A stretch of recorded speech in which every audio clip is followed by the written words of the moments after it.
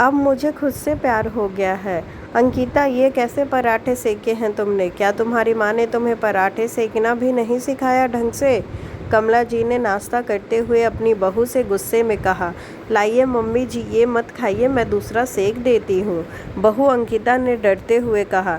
रहने दे, मेरी तो किस्मत ही फूटी थी जो तुम जैसी बहू मिली, जिसे कोई काम करना नहीं आता। कमला जी की आवाज़ और भी ज़्यादा ऊंची हो गई। अंदर ऑफिस के लिए तैयार हो रहा रोहित सब सुन रहा था। उसने अंकिता को आवाज़ देकर अंदर बुलाया और बोला, तुम्हें कितनी बार समझाया है कि खाना बनाने में मन लगा लिया करो, लेकिन तुम सुनती ही नहीं हो। रोज़ रोज़ मम्मी का मूड ख़राब कर देती हो। अंकिता की समझ में नहीं आ रहा था कि वो क्या करे। उसने अपने हिसाब से तो पराठे अच्छे ही बनाए थे, जिसे ससुर अरविंद जी ने बड़े मन से खाया था, लेकिन सासू माँ को पता नहीं क्यों उसकी बनाई कोई भी चीज़ अच्छी नहीं लगती थी। रोहित ने अंकिता से प्रेम विवाह किया था। कमला जी इस रिश्ते के खिलाफ थी, क्योंकि दोनों अलग अलग जाति के थे। अरविंद जी ने बहुत समझाया बुझाया, तब जाकर कहीं राजी हुई थी वो, लेकिन दिल से वो उसे अपना नहीं सकी। अंकिता रोहित के साथ ही ऑफिस में जॉब करती थी, लेकिन रोहित ने शादी के बाद उससे कहा, देखो अंकिता, मम्मी वैसे ही इस शादी के खिलाफ थी।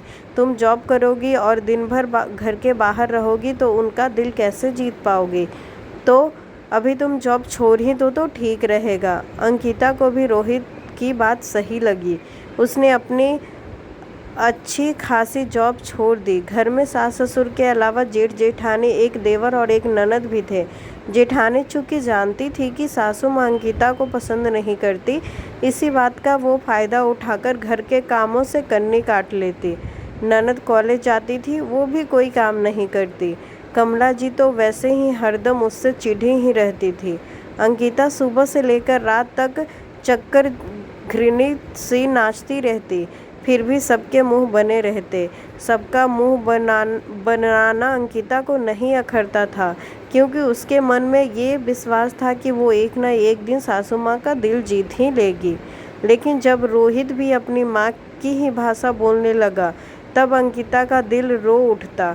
वो सोचती, ये वही रोहित है जो शादी से पहले कितने वादा करता था कि उसे रानी बनाकर रखेगा, परिवार के सामने उसकी ढाल बनकर रहेगा। वही रोहित अब उससे हर बात पर गलत ठहरा देता। एक दिन कमला जी फिर कपड़ों को लेकर चिकचिक कर रही थी। ये हरदम मशीन क्या लगाती हो? कपड़े क्या हाथ से नहीं धो सकती? बिजली का बिल क्या तुम्हारे पिताजी आकर भरेंगे? सुनकर अंकिता का मन बहुत दुखी हुआ। सासू माँ उसे कुछ भी कह लेती, वह सहन कर लेती, लेकिन बात अब पापा तक पहुँच रही थी। ये सोचकर उसकी आंखें भर आई।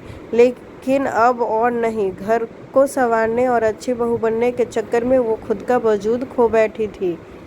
फिर भी कोई खुश नहीं था। अकेले काम की वजह से उसे ढंग से संवरने का भी मौका नहीं मिल पाता, जिसकी वजह से रोहित भी खिंचा सा रहने लगा था। जिस कंपनी में वो जॉब करती थी, वहाँ उसकी क्रिएटिविटी की वजह से उसका अच्छा नाम था, लेकिन यहाँ तो बस घर की मुर्गी ही बनकर रह गई थी। ऊपर से आज मेरे पापा का नाम भी घसीट लिया गया। उसने मशीन में कपड़े धोकर सुखाए और अपने रूम में चली गई। एक कोने में समेटकर रख दिया। लैपटॉप को उठाया और कंपनी में अपना रिज्यूमे पोस्ट करने लगी। भाभी, आज खाना नहीं बनेगा क्या? मम्मी कब से आवाज़ दे रही है। मुझे भी कॉलेज से आए इतनी देर हो गई, पेट में चूहे कूद रहे हैं। उसकी ननद राशि ने उसके रूम में जाकर टुनकते हुए कहा, भूख लगी है न राशि? तो भगवान ने तुम्हें भी तो दो हाथ दिए हैं, कुछ बना लो। मैं अभी कुछ ज़रूरी काम कर रही हूँ।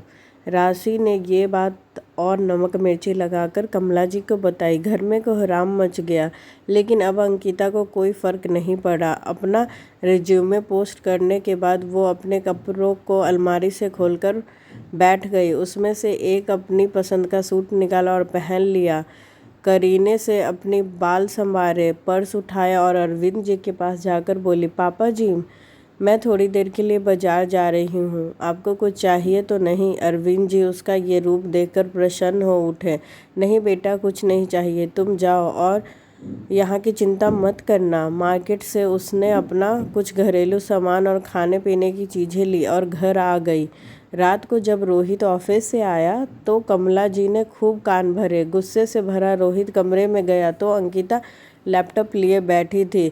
ये सब क्या नाटक बना रखा है अंकिता? मम्मी बता रही है कि तुमने दिन में खाना भी नहीं बनाया और बिन बताए कहीं चली गई थी। क्या है ये सब? रोहित, इस घर में सारे काम करने का ठेका सिर्फ मेरा है। भाभी कुछ नहीं करती, मम्मी जी उन्हें तो कुछ नहीं बोलती, फिर भी मैं बिना किसी शिकायत के काम करने लगी। अपने आप को, अपनी सारी योग्यताओं को किनारे कर दिया।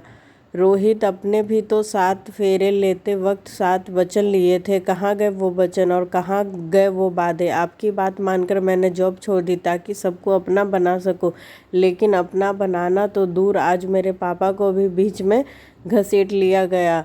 तो अब मैं फिर से जॉब करूँगी, पैसे कमाऊँगी।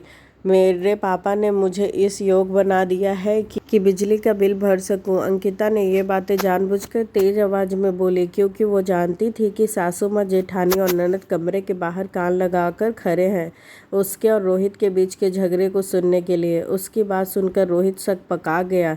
ये अचानक से तुम्हें क्या हो गया अंकिता? ये जॉब की बात कहाँ से उठ गई? रोहित, दरअसल अब मुझे खुद से प्यार हो गया है। मैं अपना वजूद, अपना करियर भुलाकर सबको खुश करने चली थी, लेकिन भूल गई थी कि यहाँ तो किसी को भी मैं पसंद नहीं हूँ। मैं तब भी हंसते हंसते सब सह लेती, लेकिन आज जब मम्मी जी ने ये कहा कि बिजली का बिल क्या तेरे पापा भरेंगे, तब मुझे अपनी लाचारी का एहसास हो गया। तो अब मैं लाचार बेबस बहू बनकर नहीं रह सकती।